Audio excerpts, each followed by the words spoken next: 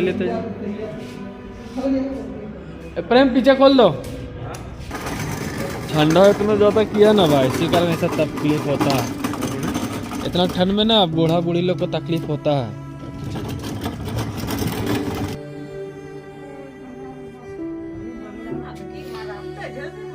एक दो दिन रखेगा।